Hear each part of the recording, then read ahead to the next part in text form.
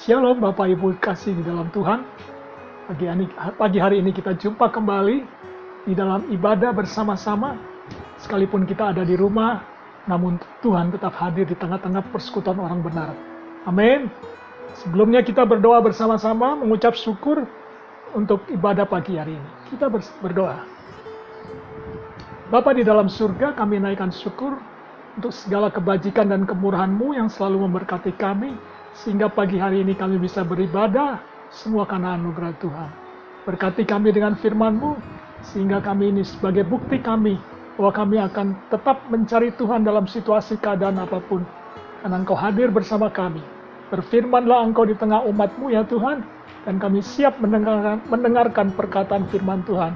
Di dalam nama Yesus Tuhan, mari Roh Kudus, bantu kami dan tolong kami, sehingga kami bisa dibuatnya mengerti. Dalam nama Yesus kami berdoa dan mengucap syukur. Semua yang percaya katakan, amin. Sekali lagi, shalom Bapak Ibu yang diberkati Tuhan. Pagi hari ini kita akan membuka firman Tuhan di dalam 2 Tawarikh pasal yang ke-12. Kitab 2 Tawarikh 12. Kita akan membaca ayat 1 sampai yang ke-12. Sudah ketemu semua? Saya akan bacakan bagi Bapak Ibu Saudara sekalian.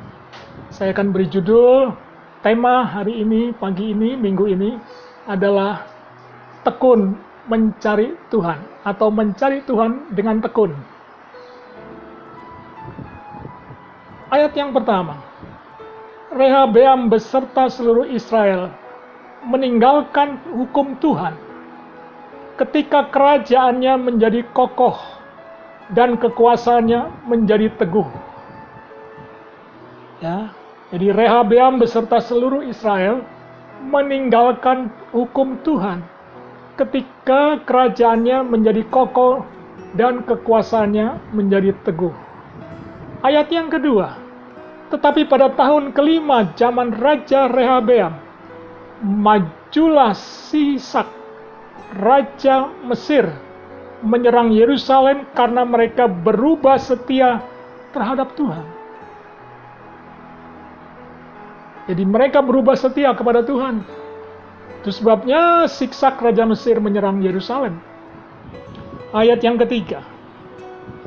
Dengan 1.200 kereta dan 60.000 orang berkuda, sedang rakyat yang mengikutinya dari Mesir, yakni orang Libya, orang Suki, dan orang Ethiopia, tidak terhitung banyaknya.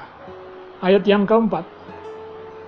Ia merebut kota-kota benteng yang di Yehuda, bahkan mendekati Yerusalem. Ayat yang kelima. Ayat yang kelima.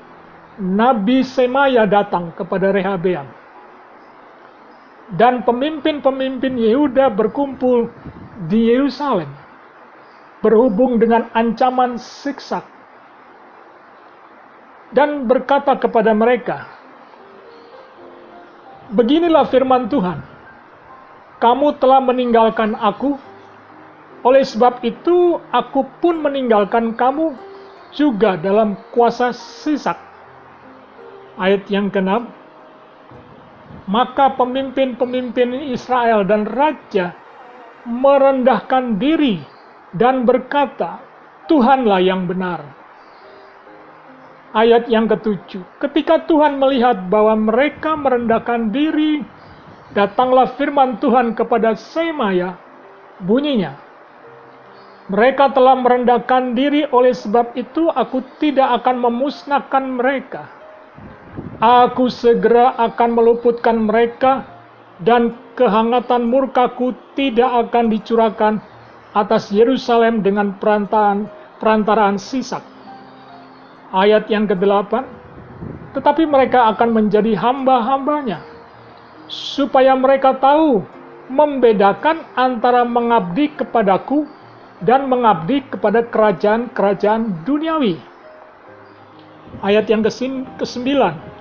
Maka majulah Sisak, Raja Mesir itu, menyerang Yerusalem. Ia merampas barang-barang perbendaharaan rumah Tuhan dan barang-barang perbendaharaan rumah raja. Semuanya dirampasnya. Ia merampas juga perisai-perisai emas yang dibuat Salomo. Ayat yang ke-10. Sebagai gantinya, Raja Rehabeam membuat perisai-perisai tembaga yang dipercayakannya kepada pemimpin-pemimpin bentara yang menjaga pintu istana raja. Ayat yang ke-11. Setiap kali raja masuk ke rumah Tuhan, bentara-bentara datang membawa masuk perisai-perisai itu, dan mereka pula mengembalikannya ke kamar jaga para bentara. Ayat yang ke-12. Oleh sebab raja merendahkan diri, surutlah murka Tuhan daripadanya sehingga ia tidak dimusnahkannya sama sekali. Lagi pula masih terdapat hal-hal yang baik di Yehuda. Ayat 13. Lanjut ayat yang ke-13. Raja Rehabeam menunjukkan dirinya kuat dalam pemerintahannya di Yerusalem. Rehabeam berumur 41 tahun pada waktu ia menjadi raja, dan 17 tahun lamanya ia memerintah di Yerusalem, kota yang dipilih Tuhan dari antara segala suku Israel untuk membuat namanya tinggal di sana. Nama ibunya Naamah, seorang perempuan Amon. Ayat yang terakhir, ayat ke-14, kita baca sama-sama. Ia berbuat yang jahat karena ia tidak tekun mencari Tuhan. Nah, peristiwa ini sangat tidak menyenangkan. Tetapi Tuhan punya belas kasihan itu luar biasa. Kita tahu bahwa Rehabeam itu adalah anak dari Salomo, cucu dari Raja Daud. Ketika ia memerintah tadi dikatakan, dia sempat meninggalkan hukum-hukum Tuhan bersama bangsa Israel. Rehabeam juga berubah setia. Sampai pada akhirnya Tuhan marah. Dan puji Tuhannya, Rehabeam mulai sadar. Mencari Tuhan, bertekun, mulai sadar. Tetapi apa yang pernah dibuatnya, itu sudah melukai hati Tuhan. Sehingga pagi hari ini, setelah kita membaca kisah bagaimana Raja Rehabeam di dalam kehidupannya, dalam kepemimpinannya, saya beri judul Tekun Mencari Tuhan. Saya percaya ketika jemaat Tuhan, umat Tuhan tekun mencari Tuhan, maka ada sesuatu yang akan kita lihat, kita alami begitu luar biasa. Nah, definisi tekun adalah rajin atau sungguh-sungguh. Ya, orang yang rajin dengan tekun pasti berhasil. Orang yang sungguh-sungguh dengan tekun pasti juga berhasil. Nah, ketekunan merupakan hal yang penting dalam perjalanan hidup kita bersama Tuhan. Sebab ketika kita mencari Tuhan dengan tekun, ini merupakan perjalanan hidup kita yang sangat-sangat penting. Jadi, saya tuliskan di sini bahwa definisi ketekunan adalah ketetapan hati yang kuat untuk sungguh-sungguh melakukan apapun. Kita harus punya ketekunan dengan ketetapan hati yang kuat untuk melakukan sungguh-sungguh apapun. Tidak pernah kita putus asa. Tidak mendua hati. Ya, fokus pada tujuan sampai segalanya kita lakukan tuntas dalam melakukan apapun. Oleh karena itu, kita harus menempatkan Tuhan di antara diri kita dan masalah yang sedang kita hadapi. Rehabeam sedang menghadapi masalah. Diserang kerajaannya oleh Raja Mesir, yaitu Sisak. Dan mereka ketakutan. Namun Tuhan mengingatkan melalui nabinya, yaitu Semaya, untuk Rehabeam bertobat, cepat kembali kepada Tuhan. Nah, orang yang tekun mencari Tuhan, ingat, orang yang tekun mencari Tuhan tidak akan kekurangan suatu apapun yang baik dalam hidupnya. Amin, saudara. Kita akan baca Mazmur 34 ayat 10. Mazmur 34 ayat yang ke-10. Kalau saudara bisa buka bersama saya, Kita akan baca Mazmur 34 ayat yang ke-10. Apa yang dikatakan Mazmur 34 ayat 10? Singa-singa muda merana kelaparan, tetapi orang-orang yang mencari Tuhan tidak kekurangan suatu apapun yang baik. Saya ulangi lagi, singa-singa muda merana kelaparan, tetapi orang-orang yang mencari Tuhan tidak kekurangan sesuatu apapun. Ini firman Tuhan katakan demikian. Jadi kalau saudara tekun mencari Tuhan, hidup kita tidak akan berkekurangan suatu apapun. Ya. Nah, hal-hal yang membuat Rehabeam berbuat jahat dan tidak tekun mencari Tuhan, saya catat di sini dari sudah kita baca. Yang pertama adalah Rehabeam dan bangsa Israel itu meninggalkan hukum Tuhan. Di 2 Tawarit 12 ayat 1 tadi. Saya bacakan sekali lagi. Rehabeam beserta seluruh Israel meninggalkan hukum Tuhan. Ketika kerajaannya menjadi kokoh dan kekuasaannya menjadi teguh. Saudara, seringkali ketika kita sudah berhasil, seringkali kita lupa, kita cepat akhirnya meninggalkan Tuhan. Dan ini yang dialami oleh Rehabeam dan bangsa Israel. Pada waktu itu mereka meninggalkan hukum Tuhan. Itu hal yang pertama. Rehabeam berbuat jahat di mata Tuhan. Hal yang kedua pada ayat yang kedua. Dari 2 Tawarit 12 ayat yang kedua. Saya bacakan bagi Bapak Ibu Saudara sekalian. Tetapi pada tahun kelima zaman Raja Rehabeam, majulah Sisak, Raja Mesir menyerang Yerusalem karena mereka berubah setia kepada Tuhan. Jadi yang kedua di sini bahwa Rehabeam tidak tekun mencari Tuhan karena mereka berubah setia kepada Tuhan. Saya ingatkan juga bagi Bapak Ibu Saudara sekalian, jangan berubah, tetap setia mencari Tuhan. Jangan pada waktu kita sudah diberkati, kita sudah banyak harta kita sudah hidup senang, kita sudah diberkati Tuhan berlimpah-limpah, akhirnya kita melupakan Tuhan. Yang ketiga, Rehabeam menukar hal-hal yang terbaik bagi Tuhan dengan kualitas yang rendah. 2 Tawarit 12 ayat 9-10. Maka majulah Sisak, Raja Mesir itu menyerang Yerusalem. Ia merampas barang-barang perbendaharaan rumah Tuhan dan barang-barang perbendaharaan rumah raja. Semuanya dirampasnya. Ia merampas juga perisai-perisai emas yang dibuat Salomo. Sebagai gantinya Raja Rehabeam membuat perisai-perisai tembaga yang murah kualitasnya, yang dipercayakannya kepada pemimpin-pemimpin bentara yang menjaga pintu istana raja. Jadi kejahatan yang dilakukan oleh Rehabeam yang ketiga adalah ia menukar hal-hal yang terbaik bagi Tuhan. Padahal bapaknya sudah buat perisai dari emas. Karena dirampas oleh kerajaan Sisak. Akhirnya Rehabeam membuat kembali dari tembaga. Kualitasnya direndahkan. Hal-hal yang murah. Itu sebabnya jangan sekali-sekali kita menukar perkara-perkara kekal dalam hidup kita dengan hal-hal yang duniawi yang sifatnya sementara. Oleh karena itu, ketika kita menukar hal-hal yang ilahi dan kita menukarnya dengan cara perkara-perkara duniawi yang kita senang, Tuhan murka. Artinya kita sedang berbuat jahat di mata Tuhan. Ya. Jangan sekali-sekali menukar. Dan jangan pernah sia-siakan pengorbanan darah Yesus. Jangan pernah sia-siakan pengorbanan tubuh Yesus.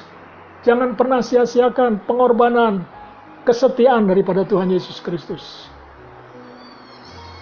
Mengapa kita juga bisa berbuat jahat? Karena kita sudah tidak setia. Tuhan mau kita tetap setia sehingga kita mencari Tuhan dengan tekun. Apa yang dimaksud dengan tekun mencari Tuhan? Saya percaya seperti kita mencari sesuatu yang hilang. Kita akan menemukan ketika kita mencarinya dengan tekun. Mungkin uang saudara hilang. Mungkin HP saudara terselip hilang di mana. Saudara tidak menemukan. Mungkin hal-hal yang penting yang saudara anggap penting saudara cari. Sulit sekali. Tidak menemukan. Tuhan ingatkan. Tekun mencarinya. Maka engkau akan menemukan. Amin. Nah, bagaimana mencari Tuhan dengan tekun? Yang pertama. Mencari Tuhan dengan tekun yaitu kita memiliki kesungguhan hati. Dengan sungguh hati. Kalau cari Tuhan, jangan setengah hati. Amin. Kalau cari Tuhan, jangan separuh hati. Cari Tuhan harus dengan sungguh-sungguh bulat hati. Segenap hati. Kita cari Tuhan dalam ibadah ketika kita beribadah bukan dengan setengah hati. Ketika kita beribadah dengan sungguh-sungguh hati. Kita menghormati Tuhan, menghargai Tuhan. Kita berdoa juga dengan sungguh-sungguh hati. Kita juga memuji Tuhan, menyembah Tuhan dengan kesungguhan hati kita. Sehingga kita bisa menemukan keberadaan Tuhan, hadirat Tuhan di dalam ibadah kita. Jadi dengan kesungguhan hati, dengan cara apa? Kita bergaul dengan Tuhan. Kita memiliki keintiman dengan Tuhan. Seperti Yosua. Yosua 24, saudara bisa buka Alkitab saudara. Dan saya akan bacakan di sini Yosua 24 ayat yang ke-15. Yosua 24 ayat 15 mengatakan, tetapi jika kamu menganggap tidak baik untuk beribadah kepada Tuhan, ya, tetapi jika kamu anggap tidak baik untuk beribadah kepada Tuhan, pilihlah pada hari ini kepada siapa kamu akan beribadah.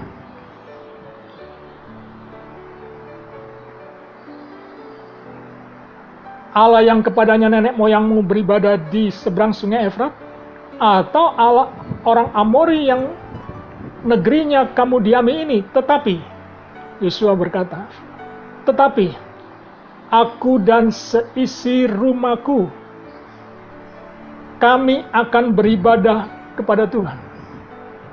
Yosua memiliki sikap yang sungguh-sungguh.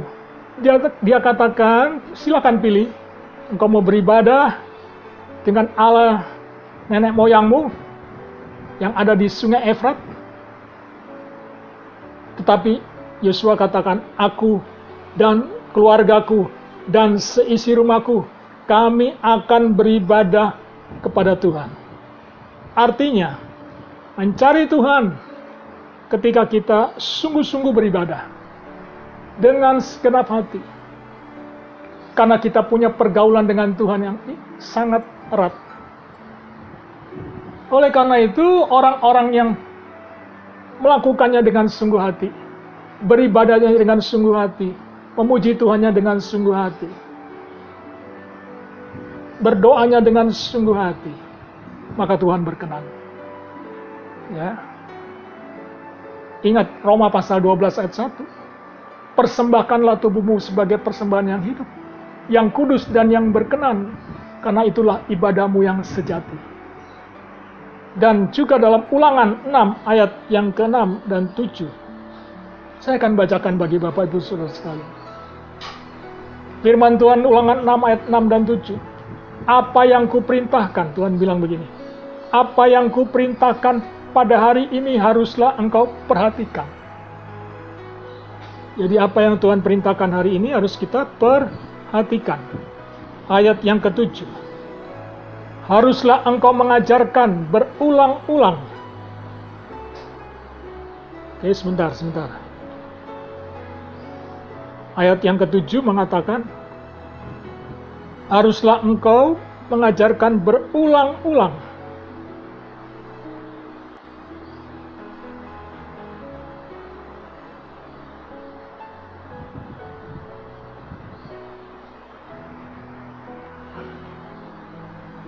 Haruslah engkau mengajarkan berulang-ulang kepada anak-anakmu dan membicarakannya.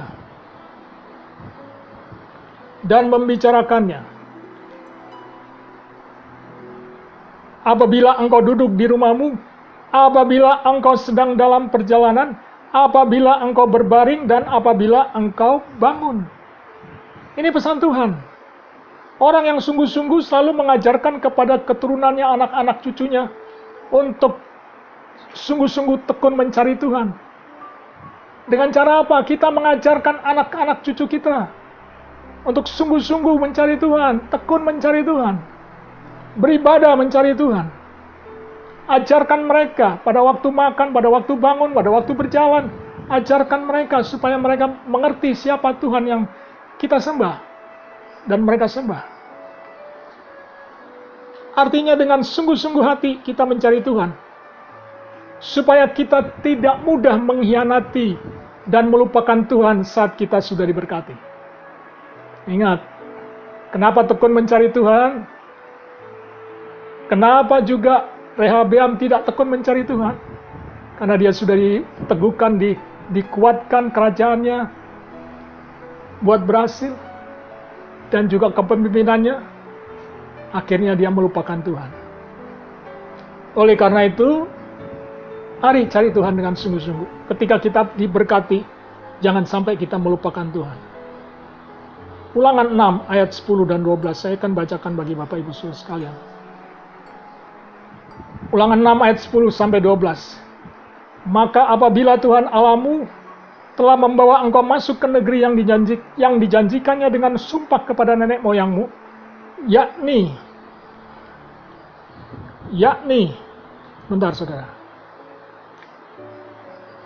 yakni Abraham, Ishak dan Yakub, untuk memberikannya kepadamu kota-kota yang besar dan baik yang tidak kau dirikan. Ayat yang ke-11.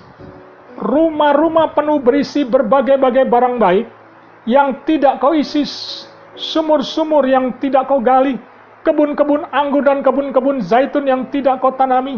Dan apabila engkau sudah makan dan menjadi kenyang, ayat 12-nya, maka Tuhan bilang, berhati-hatilah supaya jangan engkau melupakan Tuhan yang telah membawa kamu keluar dari tanah Mesir, dari rumah perbudakan.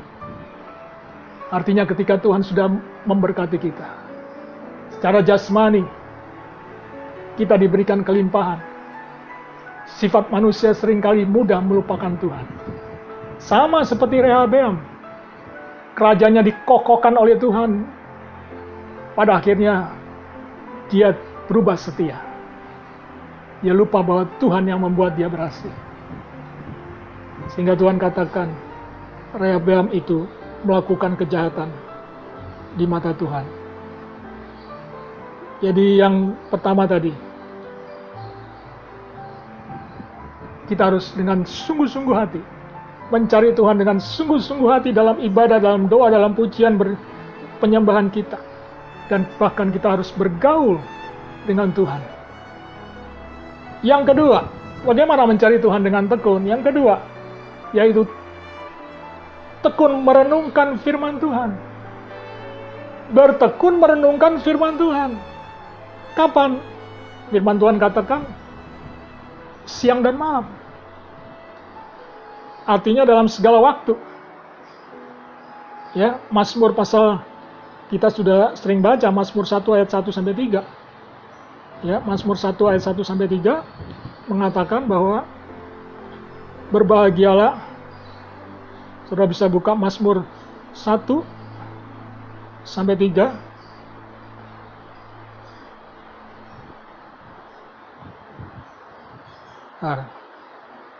Oke, kita akan baca sama-sama. Mazmur 1 ayat 1 sampai 3. Berbahagialah orang yang tidak berjalan menurut nasihat orang fasik, yang tidak berdiri di jalan orang berdosa, dan yang tidak duduk dalam kumpulan pencemooh, tetapi yang kesukaannya ialah Taurat Tuhan, dan yang merenungkan Taurat itu siang dan malam. Ayat yang ketiga, ia seperti pohon yang ditanam di tepi aliran air, yang menghasilkan buahnya pada musimnya, dan yang tidak layu daunnya. Apa saja yang diperbuatnya berhasil. Jadi orang yang tekun merenungkan Taurat Tuhan siang dan malam, artinya dia sedang sungguh-sungguh mencari Tuhan, sehingga apa yang diperbuatnya berhasil. Jadi kalau saudara mau mencari Tuhan dengan tekun, caranya yang kedua adalah banyak merenungkan perkataan Tuhan, banyak merenungkan firman Tuhan siang dan malam. Sehingga setiap problem masalah kita semua akan lenyap. Karena apa yang kita renungkan bukan masalah. Kita tidak minta nasihat orang fasik, kita tidak berjalan di jalan orang berdosa, kita tidak kumpul duduk-duduk dengan orang-orang yang tidak mengenal Tuhan. Tetapi kita yang sukanya merenungkan Taurat Tuhan siang dan malam, maka seperti pohon yang ditanam tepi aliran air, apa saja yang dibuatnya berhasil. Kenapa Yusuf bisa berhasil menjadi orang yang nomor satu orang nomor dua di Mesir? Karena dia tekun mencari Tuhan, disertai Tuhan, dan Tuhan buat dia berhasil. Keluarganya diberkati, bangsanya diberkati. Ya. Yang ketiga, Rehabeam tidak tekun mencari Tuhan. Itu sebabnya kita yang ada di zaman anugerah ini, mari kita bangun rohani kita, supaya kita tetap mencari Tuhan dengan tekun. Yang ketiga, tekun mencari perkara-perkara yang di atas, bukan yang di bawah. Jadi yang kedua, bagaimana kita tekun mencari Tuhan? Yaitu sukanya merenungkan Taurat Tuhan siang dan malam. Pikirannya, hatinya dipenuhi dengan firman Tuhan, dengan perkataan Tuhan, sehingga tidak ada perkataan-perkataan duniawi itu bisa menggoda, mengganggu, mengintervensi kehidupan orang percaya. Dan yang ketiga, tekun mencari perkara-perkara yang di atas, bukan yang di bumi.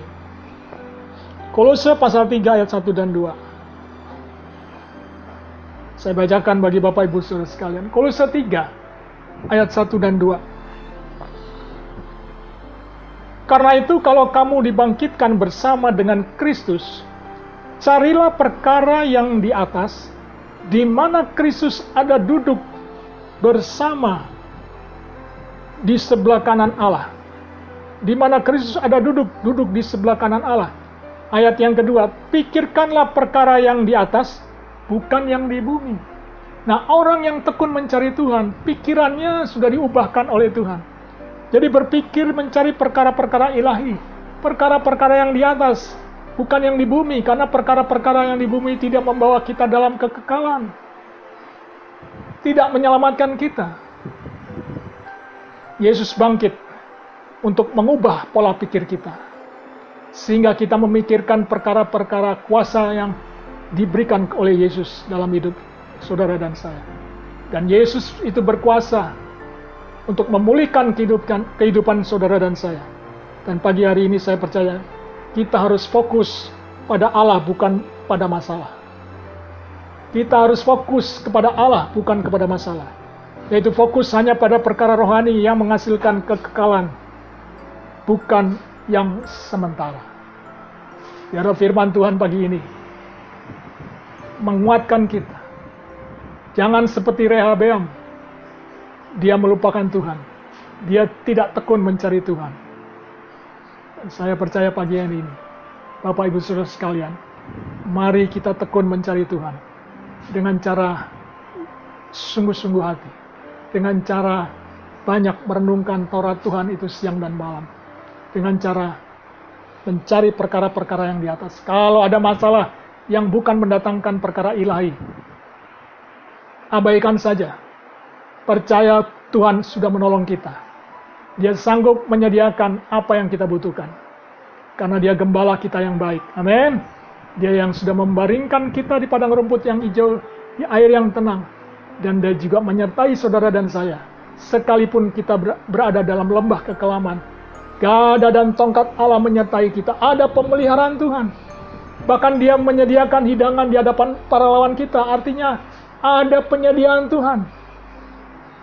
Ada perlindungan Tuhan. Gada dan tongkatnya itu menyertai Bapak Ibu sekalian. Sehingga pagi hari ini, yuk mari kita tekun mencari Tuhan. Dengan cara sungguh-sungguh hati. Dalam ibadah, dalam doa, dalam memuji Tuhan. Dengan cara sungguh-sungguh hati. Merenungkan Taurat Tuhan siang dan malam. Sehingga apa yang kita buat berhasil seperti Yusuf. Bagaimana tekun mencari Tuhan? Pola pikir sudah berubah karena Yesus sudah bangkit. Kita cari perkara-perkara ilahi, perkara-perkara yang di atas. Yang di bumi, abaikan saja. Amin. Kita percaya kerajaan Allah itu bukan soal makan dan minum, tapi kerajaan Allah itu soal kebenaran, damai sejahtera, dan sukacita oleh Roh Kudus. Amin. Tuhan memberkati, mari kita berdoa. Bapa di dalam surga, kami bersyukur Engkau mengingatkan kami di masa-masa pandemi ini yang belum selesai dan tidak ada kejelasannya. Kami tahu Tuhan ada bersama kami dan menyertai kami, karena kami punya Allah Immanuel yang selalu meneguhkan dan menguatkan kami, sehingga kami tidak goyah dalam goncangan apapun. Kami tidak goyah dalam goncangan ekonomi, kami tidak goyah dalam goncangan pekerjaan kami. Namun Engkau sediakan, karena Engkau Allah penyedia. Engkaulah Jehovah Jireh, Engkau yang menyediakan segala kebutuhan umat-Mu. Dan pagi hari ini Tuhan, berikan kami roh yang tekun mencari Tuhan, dengan tekun beribadah, dengan tekun berdoa, dengan tekun melakukan dan merenungkan Taurat Tuhan siang dan malam. Di dalam nama Yesus Tuhan, berkat Allah melimpah di dalam hidup kami semua. Terimalah berkat Tuhan. Tuhan memberkati engkau dan melindungi engkau. Tuhan menyinari engkau dengan wajah-Nya dan memberikan kepadamu kasih karunia-Nya. Tuhan juga menghadapkan wajah-Nya kepadamu dan memberikan engkau damai sejahtera. Sehingga lumbung-lumbungmu diberkati, bakul-bakulmu juga diberkati, bahkan ladang-ladangmu semua diberkati Tuhan. Mulai hari ini sampai selama-lamanya. Haleluya, semua yang percaya dan terima berkat Allah ini berkata bersama, amin. Tuhan memberkati.